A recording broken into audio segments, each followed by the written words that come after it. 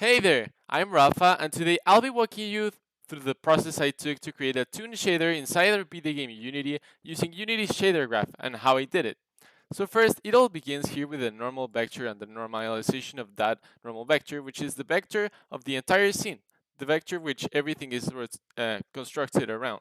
Then we have the position and a function that gets the lighting from the scene. So we get the position of the scene and the lighting of the scene and information about the angle and other things. So by creating a dot product by the normal of the world and the lighting, we can get the angle, direction, and strength of that light. So what we're gonna do next is apply. This is the most important step. Is what we call a smooth step.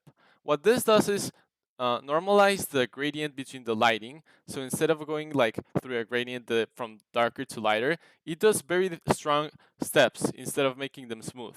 And we can change these values on the edges to change how smooth or hard we want them to be. So you can see if we increase this value, we make the gradient be a little bit more smooth.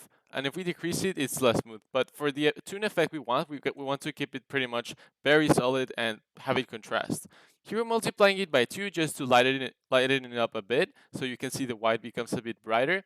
And then we're going to add it to the shadows. So this is the negative, we could call it, which is going to be the part of the shadows because it's the reflected part of the lighting.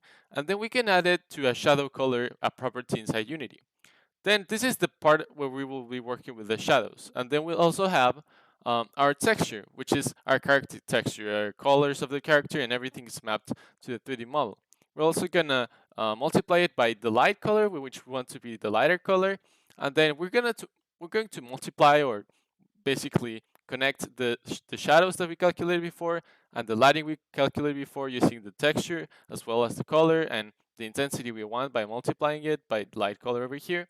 We're going to multiply them to combine them together, and we're also going to multiply them by a material color. Let's say I want a sofa to be completely blue. I could add a color on top of that in case I want to change it. And in the end, we're going to maybe it'll make it all move towards our final color of a player, and that's how we get a tune effect in your video game.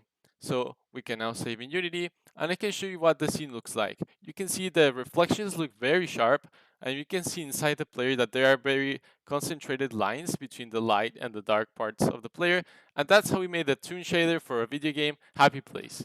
Thank you.